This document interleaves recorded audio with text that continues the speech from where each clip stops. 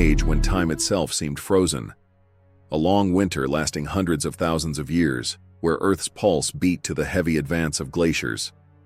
In the midst of this seemingly endless whiteness, a human species not only survived against nature's most merciless conditions, they took root and thrived.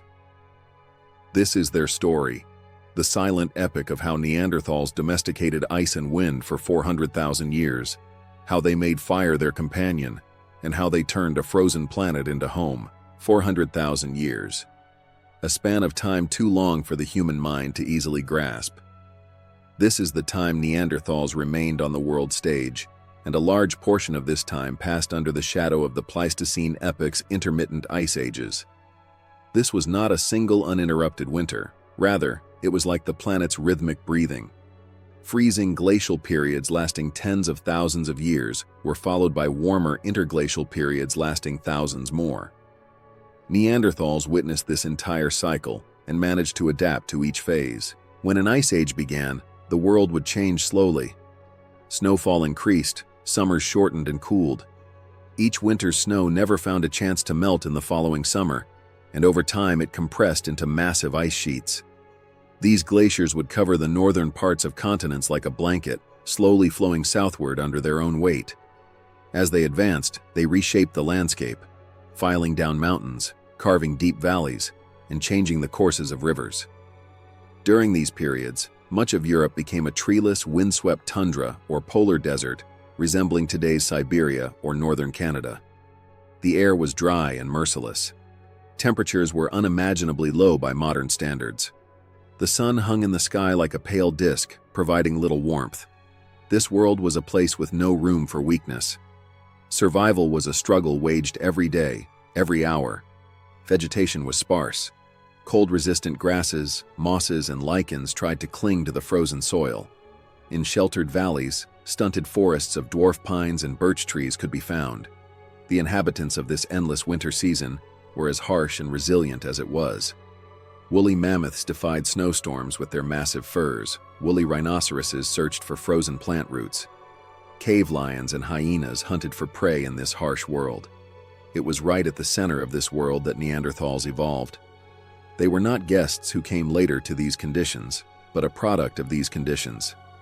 Each generation could face a colder or warmer world than the previous one. This constant change made them incredibly flexible and adaptive. What was normal for them was this state of uncertainty and change. Enduring this endless winter for 400,000 years is only the beginning of their story. This is the first and most powerful evidence of what extraordinary resilience they possessed. The biological fortress. The first and most fundamental layer of a Neanderthal's survival strategy was their own body. Their anatomy was a biological masterpiece created by thousands of years of natural selection against the Ice Age's freezing breath. Their bodies were a living fortress designed to keep heat inside and keep cold outside. Compared to a modern human, a Neanderthal was shorter and much more robustly built.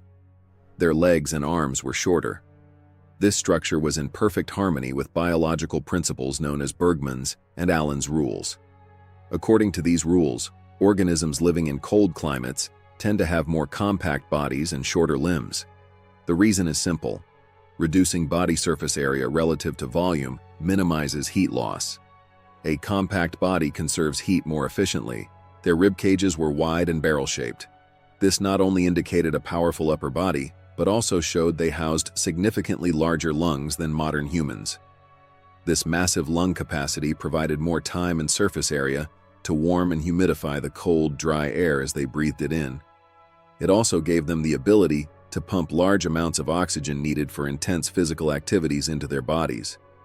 This was a vital advantage for actions requiring sudden and explosive power, such as attacking a bison at close range. Their bones were much thicker than ours, and the attachment points for muscles were more pronounced. This is evidence that they possessed tremendous muscle mass. These muscles not only provided strength, but also worked like internal furnaces producing body heat.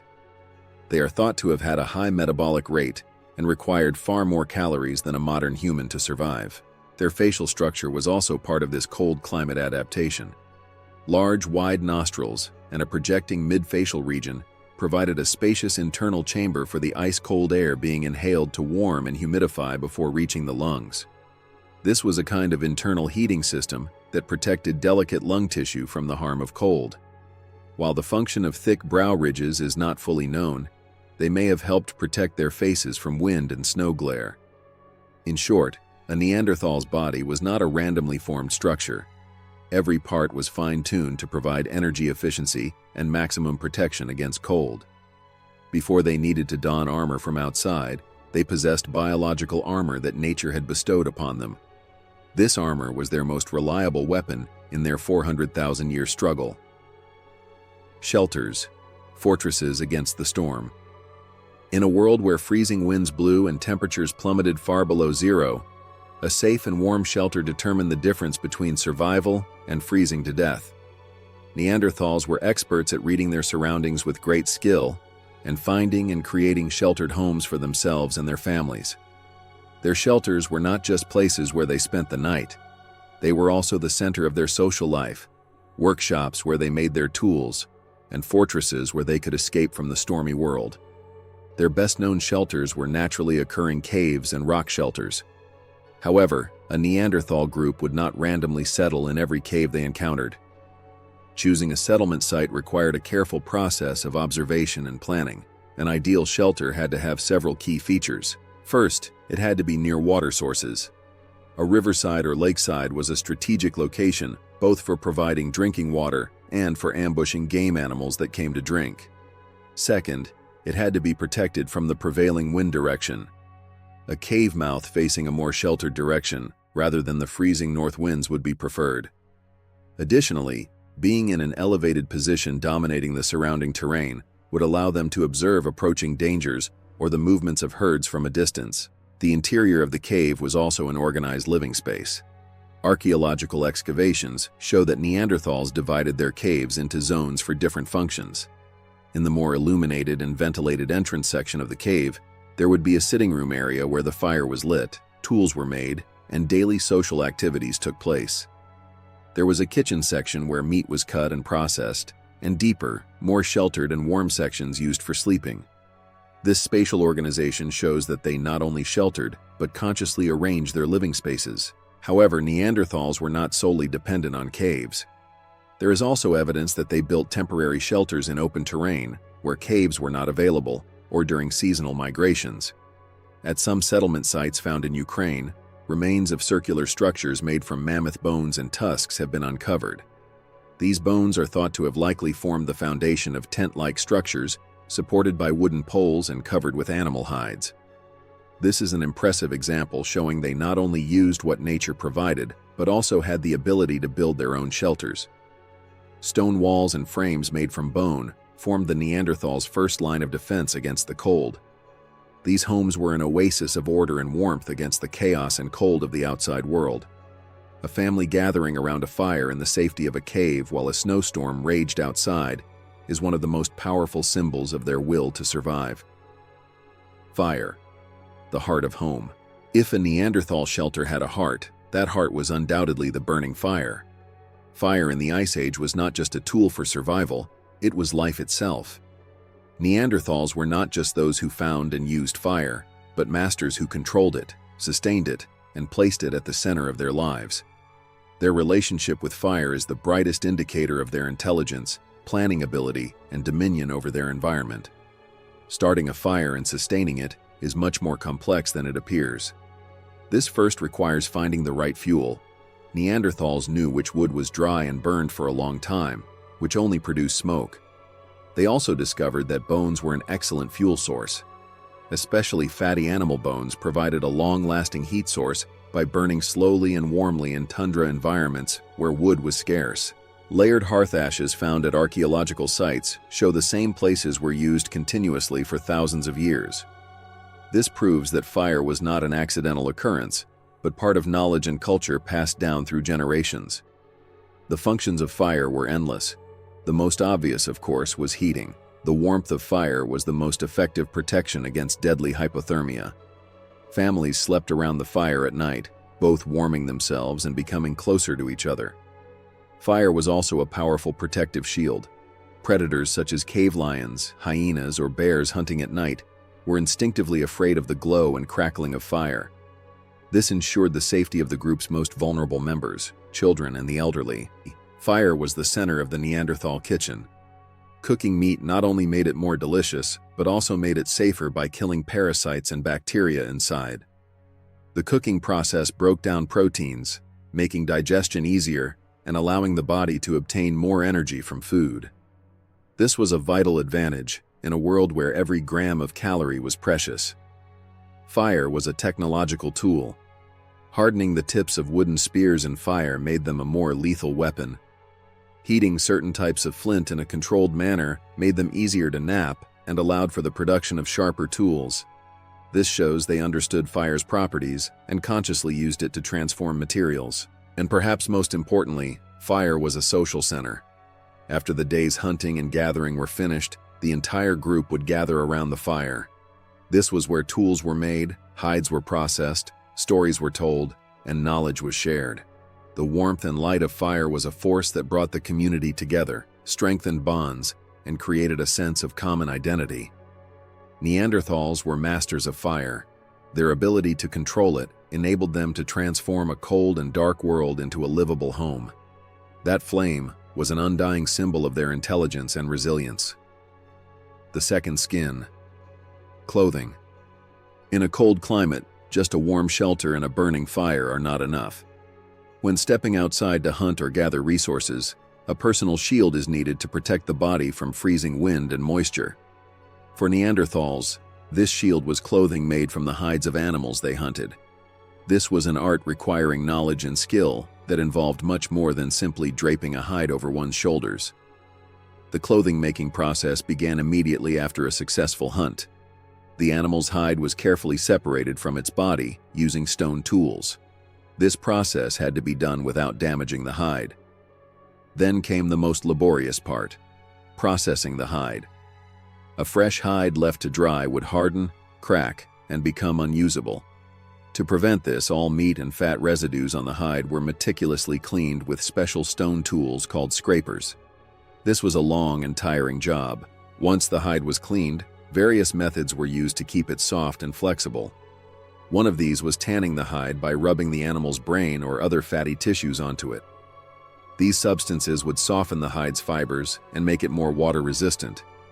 Another method was to constantly stretch the hide, pull it, and smoke it over a smoke fire. These processes would transform the hide into a wearable, comfortable material. So what kind of clothing did they make from these processed hides? The garments themselves have not survived in the archaeological record because organic materials decay over thousands of years. However, we can make estimates based on indirect evidence. The types of scrapers they used and wear marks show they intensively processed hides. It is thought that Neanderthals used cloaks or shawls loosely wrapped around their bodies. This was a simple but effective protection method that did not restrict mobility. Different animal hides may have been used for different purposes. For example, the thick hide of a woolly rhinoceros could be used as a wind-cutting outer layer, while the soft furs of smaller animals like rabbits or foxes could provide warmth as an inner lining. They likely discovered the principle of layering clothing. The air trapped between the body and clothing layers serves as an excellent insulation material. The discovery of pointed tools made from bone and called awls shows they had the ability to pierce hides. These holes may have been used to tie pieces together using leather strips. Even if these were not complex sewn garments, it means they could make clothing that fit the body better and provided more protection. To protect their feet, they probably also used simple shoes or wrappings made from leather. Walking barefoot on frozen ground would greatly increase the risk of frostbite. This second skin, created by Neanderthals, enabled them to expand their living space beyond caves into the wide, ice-covered lands. These garments were armor protecting them from the cold, a means enabling them to move, and one of their most important allies in their struggle for survival. The feast, high-calorie diet. Surviving in the freezing cold of the Ice Age required tremendous energy expenditure. There was a need for a constant flow of calories to keep the body warm, move through harsh terrain, and feed powerful muscles. The strategy Neanderthals developed to meet this energy need was direct and effective. pursuing large game animals rich in fat and protein. Their diet was as abundant and nutritious as a feast. Piles of animal bones found at Neanderthal settlement sites give a clear idea about their hunting menu. At the top of this menu were megafauna, giant animals such as mammoths, woolly rhinoceroses, bison, wild horses, and giant deer. These animals not only provided meat, but also offered another vital resource: fat. In a cold climate, fat is the most energy-dense source. Thick fat layers under the skin, nutritious marrow inside bones, and fat around organs were treasures for Neanderthals. Consuming this fat both provided immediate energy and built up the body's own fat stores, increasing insulation against cold. A successful hunt meant not just one meal, but abundance that could last for weeks or even months for the entire group. When a mammoth was hunted, no part of this enormous animal went to waste.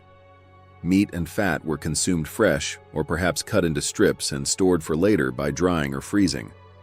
It is thought that Neanderthals used permafrost, permanently frozen ground, as a natural refrigerator for food storage. Bones were broken to extract the nutritious marrow inside. Bone marrow was a superfood containing high amounts of fat. Even the bones themselves may have been used to make a kind of meat broth or soup by boiling to extract every last drop of fat. This is an indicator of how efficiently they used resources. The internal organs of prey animals were also an important food source. Organs such as liver, heart, and kidneys were rich in vitamins and minerals not found in meat. A diet based solely on muscle meat could lead to nutritional deficiencies over time. By consuming organs, they ensured a more balanced and healthy diet. This calorie-focused dietary strategy was the fuel that supported their strong and muscular bodies. Their high metabolism constantly required these high-energy foods. Their survival struggle was in a sense a constant pursuit of calories, and in this pursuit, they solidified their place at the top of the food chain by targeting the Ice Age's largest and most dangerous animals. Their feast not only filled their bellies but also gave them the strength and energy they needed in their war against the cold. The hunt. Dangerous dance. For Neanderthals to place massive game animals at the top of their menu was one thing, but being able to hunt these dangerous beasts was quite another. This required beyond brute force, deep knowledge, complex strategy, unwavering courage, and most importantly, flawless cooperation. Neanderthal hunting was a dangerous dance with nature, and every step had to be carefully planned. The weapons they used give important clues about their hunting style. Neanderthals did not use weapons like light spears thrown from long distances or bows and arrows. Their primary weapon was a sturdy, heavy wooden spear with a sharp stone attached to its tip. This weapon was designed not to be thrown, but to be thrust at close range. This meant they had to come face to face with their prey in a dangerous way. Standing a few steps away from the massive body and deadly tusks or horns of a mammoth or woolly rhinoceros would require unimaginable courage. Therefore, Neanderthal hunting was more a collective effort than an individual action. A group of hunters would carefully choose their target. Rather than the strongest and healthiest individual in the herd, they generally targeted the more vulnerable ones, the young, old, sick, or those separated from the herd. This was a wise strategy that reduced risks. The hunt probably began with an ambush. The hunters knew the animals' migration routes, where they drank water or where they grazed. When the right moment came, they would quietly take positions and surround their target. The aim was to panic the animal and direct it toward a trap. This trap could be a narrow valley, a swamp, or a cliff edge. When the animal's mobility was restricted, the hunters would engage in close contact. This was a moment filled with chaos and danger. Each member of the group had a role. Some distracted the animal, while others tried to approach at a critical moment and thrust their spears. The goal was to neutralize the animal as quickly as possible by hitting vital organs. This kind of coordination is impossible without effective communication. Perhaps they understood each other using hand signals, specific sounds, or a simple language. The cost of this close contact hunting was heavy. Many Neanderthal skeletons found show-healed but serious injuries, similar to those of modern rodeo athletes. Broken ribs, crushed skulls, cracked arm and leg bones. This is silent evidence of how dangerous their lives were. However, Their survival despite these injuries also shows that the group cared for injured members and allowed them to heal. The hunting strategy of Neanderthals proves they were not only strong, but also intelligent, planning, and social beings. They challenged some of nature's toughest opponents, using their intelligence and cooperation as their most effective weapons. A simple piece of stone in a Neanderthal's hand may look primitive to modern eyes. But that stone was the product of thousands of years of accumulated knowledge, three-dimensional thinking ability, and masterful hand skill. The technology Neanderthals used, called Mousterian, was an extremely flexible and multi-purpose toolkit that formed the foundation of their survival struggle. Mousterian technology was much more advanced than the crude hit-and-break methods that preceded it. At its core lay a sophisticated preparation technique called levallois. In this technique, the toolmaker would carefully nap a stone core, usually flint, so that a tool of pre-planned shape and size could be extracted from it with a single strike. This required the foresight and mental planning of a sculptor seeing the statue within a marble block. This method allowed for the production of more standard and more effective tools while wasting less raw material. This was a significant advantage in a world where efficient use of resources was vital. The tools produced with this technique did not serve a single purpose. They were like a Neanderthal's Swiss Army knife, versatile designs that could be used in different ways for different tasks. For example, a sharp-edged flake could be used to butcher a bison, separate meat from bone, and skin its hide. The duller side of the same tool could serve as a hammer to break a bone or dig up a root. Pointed tools could be attached to the tip of a spear, turning it into a lethal weapon. At the same time, they could be used to pierce hide or carve wood. Scrapers were indispensable for cleaning animal hides and making them ready for clothing. But the same scraper could also be used to whittle a piece of wood or peel the bark off a plant. The multi-purpose nature of the tools perfectly suited the Neanderthals' nomadic lifestyle. Instead of carrying dozens of different specialized tools, they carried a few basic and versatile tools, being prepared for every kind of situation. When a tool became dull or broke, they could extend its life by resharpening its edges using the retouching technique. This shows how practical and resource-focused they were. The language of stone tells us much about the Neanderthals' mental world. Making a plan to create a tool, following steps in sequence, and visualizing a result in the mind is evidence of abstract thinking and problem-solving ability. They did not passively use the materials around them. They actively transformed them, creating solutions suited to their own needs. That stone tool in their hands was not just a survival tool, but also a concrete expression of their intelligence, planning abilities, and how dominant they were over the Ice Age world. While it is true that Neanderthals were master hunters at the top of the food chain, and that large mammals formed the basis of their diet, the secret to their survival success was not just hunting mammoths. Being able to exist for as long as 400,000 years requires flexibility and adaptability.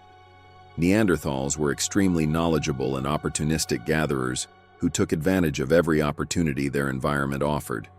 Their palate could diversify surprisingly when conditions required. When big game was abundant, meat was at the center of their diet. But in hard times when game was scarce, or during seasons when different resources emerged, Neanderthals put their Plan B and even C and D into action. Archaeological evidence shows they hunted not only giants, but also smaller animals such as rabbits, birds, turtles, and even lizards. Catching these small prey required different skills than bringing down a bison. For example, trap setting, concealment, and quick reflexes. This shows how broad their hunting repertoire was. For groups living in coastal areas or along rivers, aquatic products were an important food source. Excavations at coastal caves in Spain and Portugal have revealed that Neanderthals collected mussels, snails, and other shellfish. There is even evidence they hunted marine mammals like seals and dolphins, or scavenged their carcasses that washed ashore. This shows they could adapt not only to terrestrial environments, but also to aquatic ecosystems. Perhaps the most surprising findings are evidence they also consumed plant foods. For a long time, it was thought they were almost entirely carnivorous. However, microscopic analysis of fossilized plaque, dental calculus, found on Neanderthal teeth has completely changed this view. These analyses have revealed starch granules from various plants and remains of fruits and seeds, such as dates and legumes. This proves that Neanderthals consumed berries, seeds, fruits, and plant roots as a regular part of their diet. There are even traces that some of these plant remains were cooked. This shows they not only gathered plants, but also processed them to make them more digestible and nutritious. This opportunistic feeding strategy was their survival insurance. Being dependent on a single food source, for example mammoths, would mean disaster if that source diminished due to climate change or other reasons. But by diversifying their diet, Neanderthals spread their risks and found a way to fill their bellies in all kinds of conditions. They were like living encyclopedias who deeply understood the ecosystem around them, knowing which plant ripened when, which animal was found where. This knowledge and flexibility was one of their most important abilities that allowed them to face all the challenges of the endless winter season. In the merciless world of the Ice Age, individual strength and ability were important, but surviving alone was nearly impossible. The most effective survival tool of Neanderthals was neither their stone tools nor their powerful bodies. Their greatest strength was the tightly bound social groups in which they lived. The community served as a shield that protected, nourished, and healed the individual. This social warmth was the most effective insulation against the freezing cold outside. Neanderthals probably lived in small nomadic communities consisting of extended family groups. These groups were organized to face all the challenges of survival together. Cooperation manifested itself in every area of life. Hunting, as we saw earlier, was a collective effort. The planning, coordination, and courage required to bring down a mammoth could only be displayed by a group that trusted each other and could work together. The spoils of a successful hunt were also shared within the group. This ensured that those who could not succeed in the hunt or could not participate, children, the elderly, the sick, were also fed. This culture of sharing increased the health and resilience of the group as a whole. Childcare was also a shared responsibility. For a child to reach adulthood in a world full of dangers required not only their parents' protection and education, but that of the entire group. Elders and other adults taught children tool-making, how to recognize edible plants, and the basic rules of hunting, ensuring cultural knowledge was passed from generation to generation.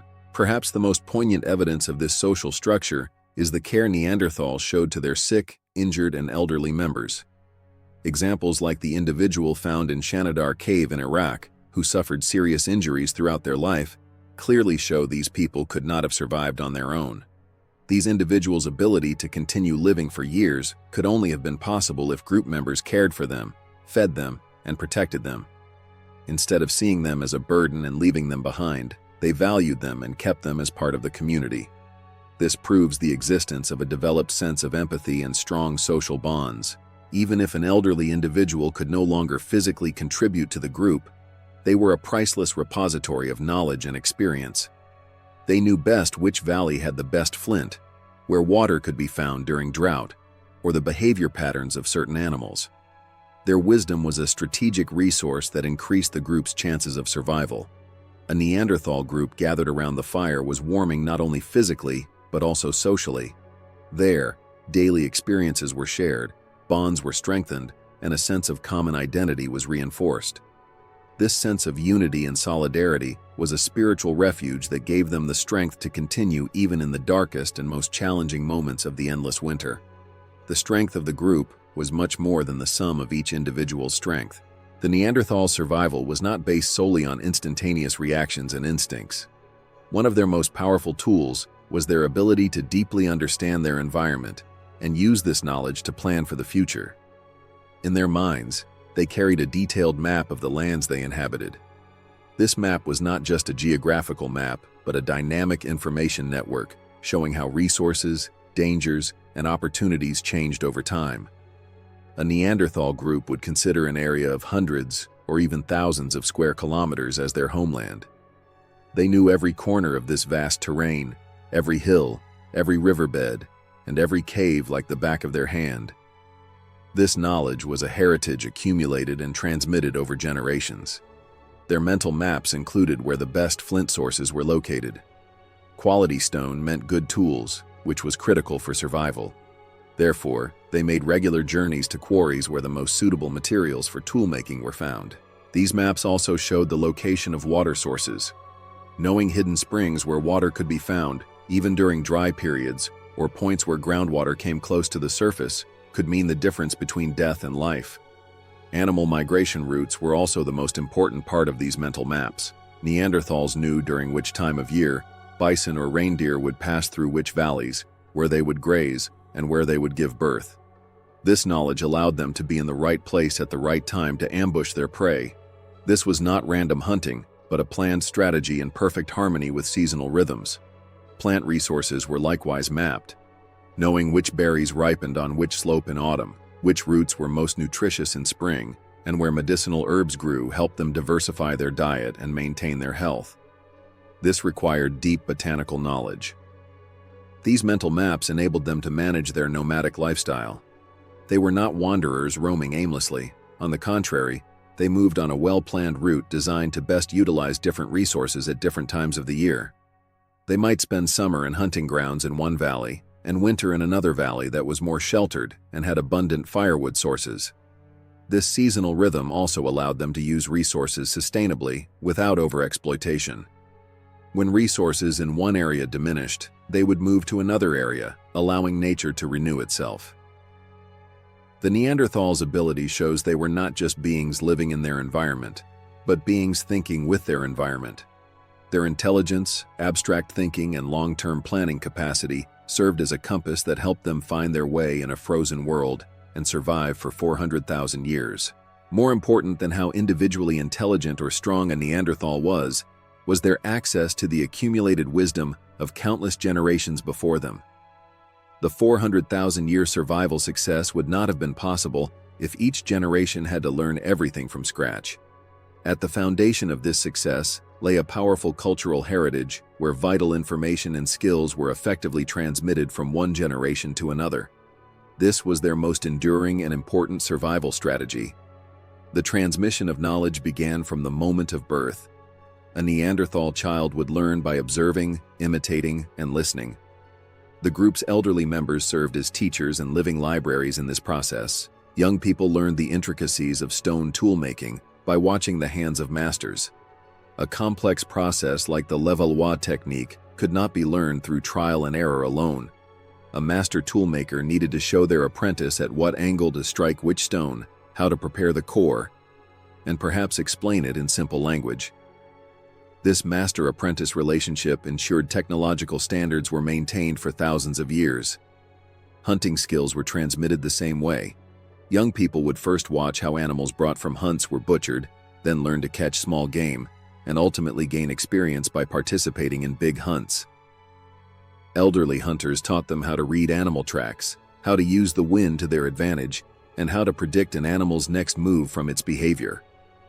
This was direct transmission of practical knowledge critical for survival. Knowledge about plants was also priceless. Knowing which plant was poisonous, which was edible, which had medicinal properties was of vital importance. This knowledge was probably transmitted through stories, songs, or simple narratives. Simple instructions like, "Don't eat that red berry, it will make you sick," or "Put the water from this root on your wound, it will heal," may have saved lives for generations.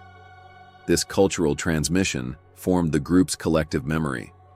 Events that occurred once every few generations, such as a severe drought or a rare animal disease, were preserved in memories and stories, providing guidance on what should be done when a similar situation was encountered in the future.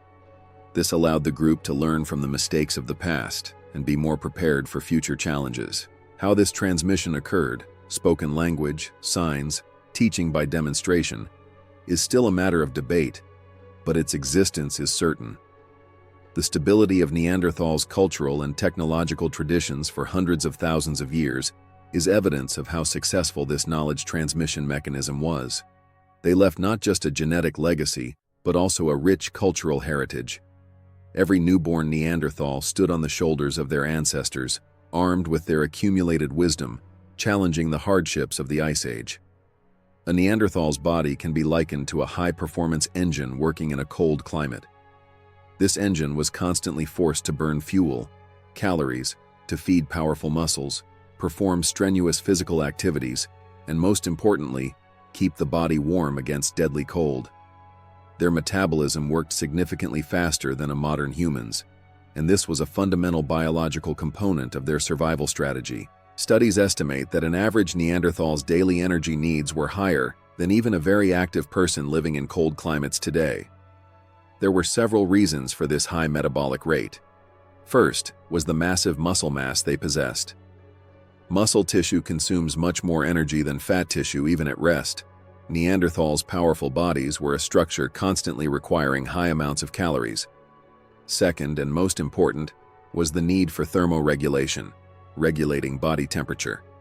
In a cold environment, the body is forced to constantly produce heat to maintain its internal temperature. This heat production is achieved by speeding up metabolic processes. The Neanderthal body worked like an internal furnace, resisting the freezing cold outside. This high-performance engine needed to be constantly fueled with the best quality fuel. This fuel, as we saw earlier, was large game animals rich in fat and protein. The high fat content in their diet provided them with the most energy-dense source. Fat contains much more calories than the same weight of carbohydrates or protein. This was an efficient strategy that allowed them to obtain more energy with less food.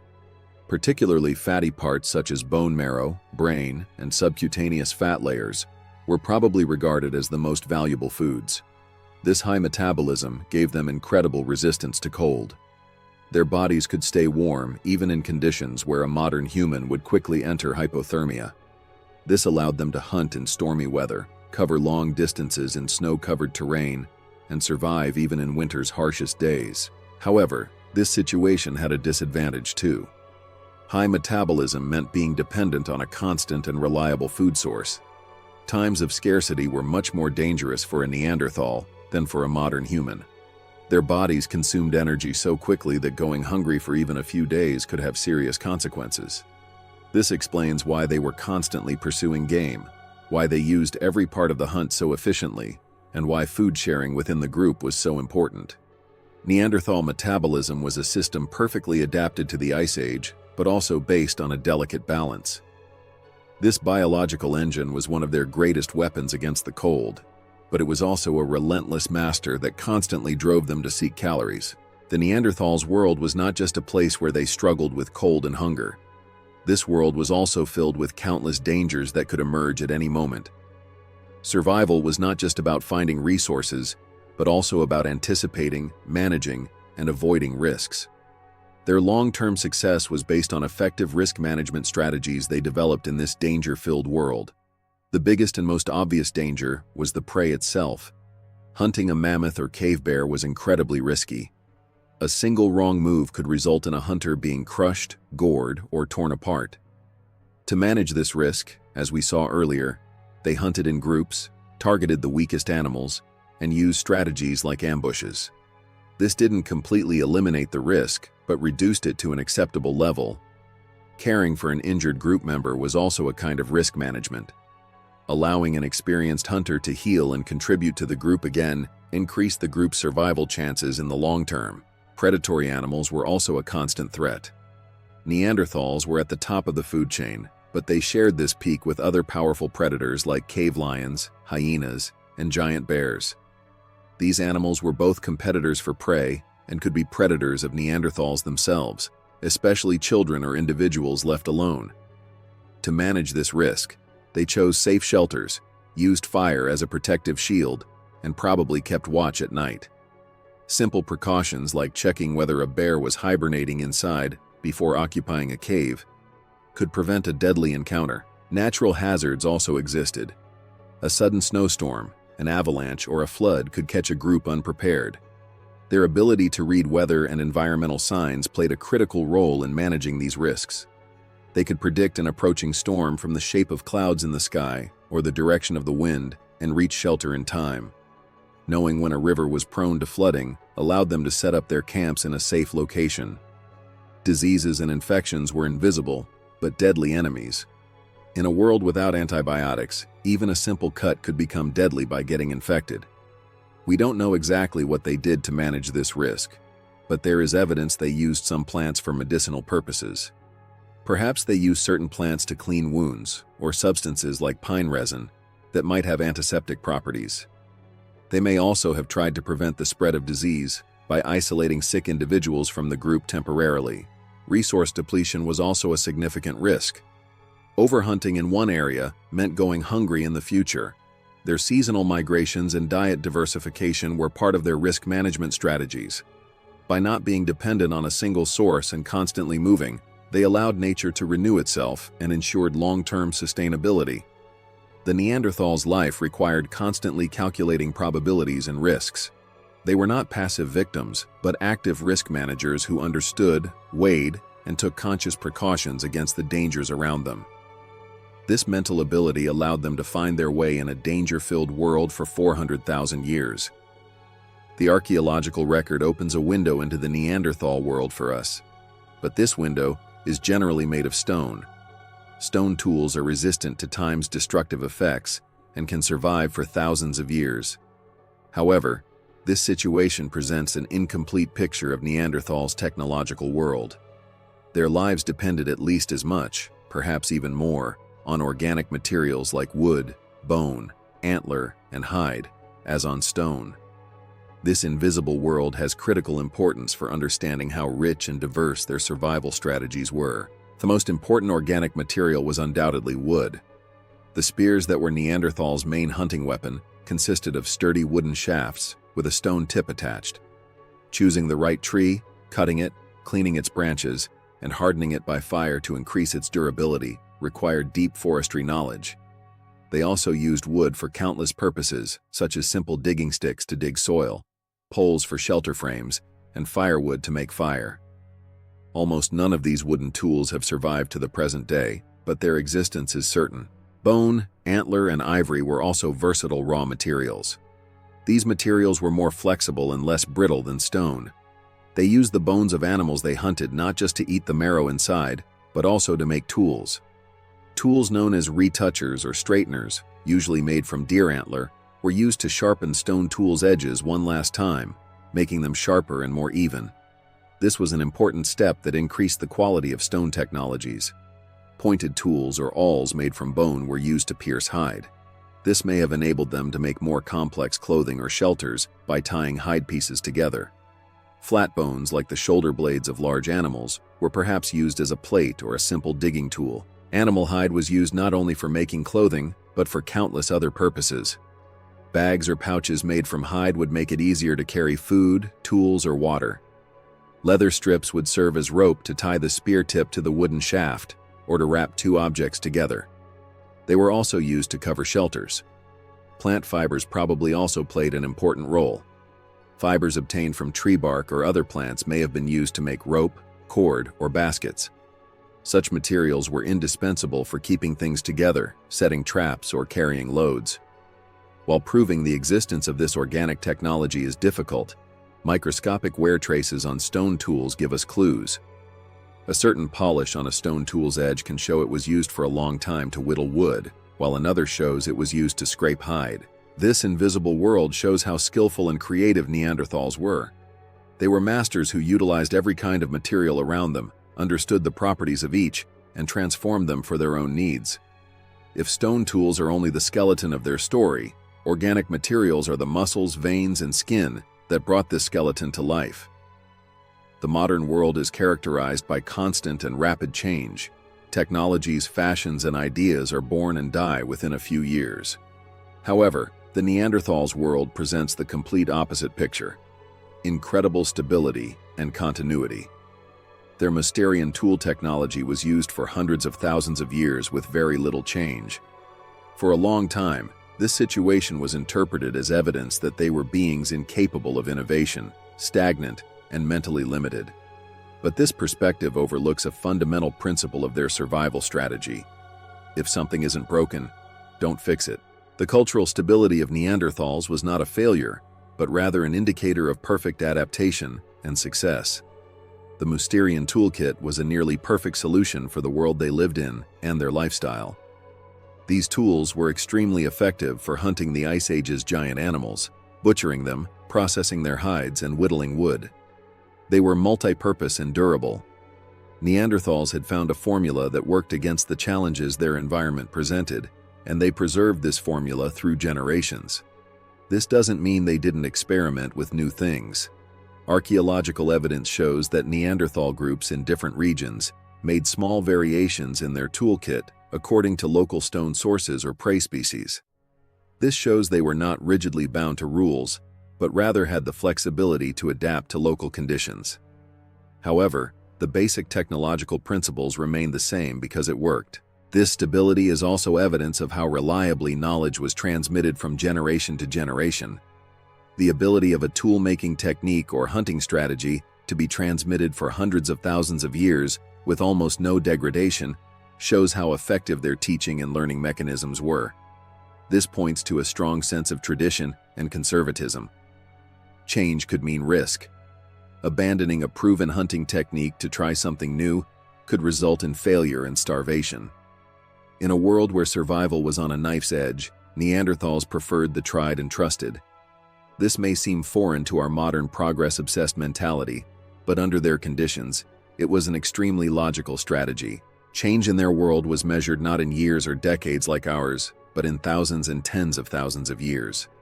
When climate changed slowly, they also slowly adapted. But their basic lifestyle and technologies formed a solid foundation that served them throughout this long period. The Neanderthals' slowly changing culture is not a reflection of their mental limitation, but rather of the deep and balanced relationship they established with their environment. They were not restless innovators constantly seeking something better. They were masters who knew the value of what was good enough and succeeded in preserving this balance. This stability was the fundamental pillar of their 400,000-year reign. In the Ice Age, health was fragile.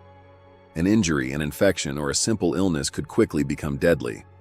The Neanderthals' ability to survive for a long time depended not only on their skills in finding food and providing shelter, but also on the primitive but effective methods they developed to maintain their health and fight diseases. While this was far from modern medicine, it shows they had a kind of preventive and curative care understanding. The most common health problem was undoubtedly traumatic injuries. As a result of close contact hunting, broken bones, bruises, and cuts were part of daily life. For these wounds to heal, first care was needed. It's likely that group members would clean an injured individual's wound, stop the bleeding, and perhaps cover it with a kind of bandage. For a broken bone to heal, that limb needs to be kept immobile. Perhaps they immobilized broken arms and legs using simple splints. During a period when an injured individual couldn't hunt or prepare their own food, the group's caring for and feeding them was the most important part of the healing process. Dental health was also an important issue. Excessive wear on teeth, cavities, and abscesses are frequently seen in Neanderthal skeletons. This situation stemmed from their diet being hard and abrasive, and from using their teeth as a tool, for example, to hold hide. Scratches and grooves that appear to have been deliberately made with a pointed tool have been found on some Neanderthal teeth. This is interpreted as evidence they were trying to remove an aching tooth or a stuck piece of food. This could be the first steps of primitive dentistry. There is growing evidence they used plants in fighting diseases. In the dental calculus of a Neanderthal, found in El Cedrón cave in Spain, remains of medicinal plants with a bitter taste and no nutritional value, such as chamomile and yarrow, were found. This suggests this individual consciously ate these plants to treat stomach upset or another illness. DNA of a mold that produces penicillin, a natural antibiotic, and traces of poplar bark containing salicylic acid, a natural pain reliever, were also found in the same individual's dental calculus. This is striking evidence they had knowledge about the medicinal properties of plants around them and used it to relieve pain and illness. Hygiene may also have played a role in maintaining their health. Dividing their living spaces into certain zones, collecting garbage and waste in a specific area, may have helped prevent the spread of disease. Burying their dead was not just a symbolic act, but also a practical hygiene measure that eliminated the health risks created by a corpse's decay. The Neanderthals' health understanding shows how intertwined they were with nature. Their solutions came from the plants around them and the compassion of the community. These primitive medicine and care practices allowed them not only to survive in a harsh world, but also to manage pain and heal. enabling them to resist one of humanity's oldest struggles: climate chaos, adapting to extreme changes. The 400,000-year time span during which Neanderthals lived was not just generally cold. During this long period, the planet's climate experienced changes so severe and sudden they would be unimaginable by today's standards. Freezing glacial maximums lasting thousands of years were followed by interglacial periods, also lasting thousands of years, that were nearly as warm as today. Even within these major cycles, short and intense events occurred, where climate suddenly and dramatically changed within a few decades or centuries. The true genius of Neanderthals lies in their resilience and adaptability against these chaotic and unpredictable climatic events. A Neanderthal generation could begin life in a relatively mild forested area, and toward the end of their lives see the same place transformed into a treeless, frozen tundra. Such rapid changes required constant readjustment of survival strategies. When climate cooled and forest retreated, forest animals they previously hunted, like deer and wild boar, would either disappear or migrate south. The Neanderthals' answer to this situation was to change their diet and hunting strategies. They would begin focusing on larger game animals adapted to open steppe environments, such as bison, horses, and mammoths. This required different hunting techniques and different terrain knowledge. When climate warmed and glaciers retreated north, the exact opposite situation occurred. Vast tundras gave way to dense forests. This narrowed the habitat of large herd animals while increasing the numbers of smaller, more solitary animals living in forests. Neanderthals also adapted to this new environment, developing strategies more suitable for forest hunting. Perhaps they split into smaller groups to hunt in the forest depths. This flexibility manifested not only in hunting strategies, but also in the selection of settlement sites and toolkits.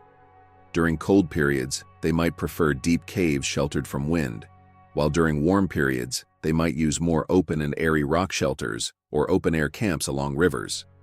Locally available stone sources could change with climate. For example, a glacier's advance might close off a previously accessible flint bed, but expose new sources elsewhere. Neanderthals had to adapt to these changes as well. This constant cycle of change prevented them from being blindly attached to a single strategy or single lifestyle. They were problem solvers. They solved each new ecological puzzle presented to them using knowledge accumulated over generations and their own observations. This explains why they were successful for such a long time. They were not beings adapted to a static world. They were the ultimate survivors, adapted to a world where change itself was normal. This resilience against extreme climatic events was the most important driving force of their biological and cultural evolution, and made them the true masters of this age. The Neanderthals' survival struggle was not just a physical battle. This was also mental and psychological resistance. Living in a world filled with constant cold, the threat of hunger, predatory animals, and the risk of injury created tremendous mental burden. Their ability to exist for 400,000 years shows they possessed not only strong bodies, but also a resilient psychology capable of coping with this stress. Fear was part of their daily life. A sound coming from the darkness of night, an angry roar of a distant prey, or the approaching rumble of a storm would create an immediate alarm response. But Neanderthals did not allow fear to paralyze them. On the contrary, they turned fear into a survival tool. Fear made them more careful, more alert, and more prepared. It was a healthy response that allowed them to recognize danger and take precautions against it. Stress was also a constant companion. The stress of not knowing where the next meal would come from, the stress of a sick child's fever not breaking, or the stress of a failed hunt. To cope with this chronic stress, they probably relied on strong social support systems. Being within the group, sharing the fire, and perhaps conveying experiences and anxieties in simple language were the most important factors that alleviated this stress. When an individual's burden was shared by the entire group, it became more bearable. Being together provided psychological assurance by giving the feeling, "I am not alone." Loss and grief were also realities of their world. Short life expectancy and high danger rates meant group members were frequently lost. Burying their dead was not just a ritual, but may have been part of the process of coping with these losses and processing grief. Paying last respects to a loved one may have helped survivors heal emotionally and move forward. But amid these hardships, there must also have been moments of hope and joy. The abundance and feast following a successful hunt was a moment of triumph and relief. The birth of a new baby was a source of joy as a symbol of the group's future. A story told or a memory shared by the fire could cause laughter and warmth. These positive experiences formed a balancing element against life's hardships and strengthened the will to continue. The psychological resilience of Neanderthals was as important as their rational intelligence. They were emotional beings. They feared, rejoiced, grieved, and connected with each other. This emotional richness elevated them from being robotic survival machines and gave them a human depth that provided the strength to continue struggling even in the darkest times. This inner strength was one of their sharpest weapons in the Ice Age. As we approach the end of our story and look back on the Neanderthals' 400,000-year epic, the picture that emerges resembles not a single magic formula, but a complex mosaic formed by countless intertwined survival strategies. Their success was based not on a single feature, but on biology, technology, social structure, and intelligence working in perfect harmony. They were the ultimate survivors, and their legacy is a timeless lesson about the power of adaptation. Biologically, their bodies were like fortresses against the cold. Their compact build, large lungs, and powerful muscles perfectly equipped them for Ice Age conditions. This was a starting advantage that nature bestowed upon them. Technologically, Mousterian toolkits provided the tools they needed to shape the world around them. These multi-purpose and reliable tools enabled them to hunt, make clothing, and build shelters. Their ability to control fire transformed a dark and cold world into a livable home. Socially, their groups were their greatest strength. Cooperation, sharing, and compassion allowed them to overcome challenges individuals could never achieve alone. Their care for the sick and elderly shows they acted not just with instincts, but with a deep sense of commitment and empathy. Mentally, they had the ability to deeply understand their environment. Their mental maps and knowledge of seasonal rhythms enabled them to use resources efficiently. Their ability to learn from the past and plan for the future transformed them from passive victims into active actors shaping their own destiny. And perhaps most importantly, the flexibility and adaptability that brought all these elements together. Neanderthals did not have a rigid and unchanging lifestyle. When climate changed, prey animals migrated, or new challenges emerged, they changed their strategies, diversified their diets, and found new solutions. This adaptive ability is the key to why they could exist for such an incredibly long time. 400,000 years. This is nearly twice the time Homo sapiens has existed on Earth. During this time, they faced countless ice ages, countless famines, and countless dangers. Their story should be remembered not as a tale of extinction, but as a story of incredible resilience and success. They were the children, masters, and ultimate survivors of the Ice Age. Their legacy is powerful evidence of how resilient, how creative, and how diverse life on our planet can be.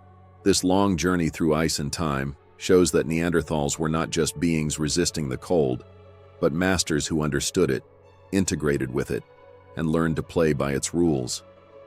Their 400,000-year existence was not a result of coincidences, but a conscious combination of intelligence, cooperation, technology, and an unwavering will to live.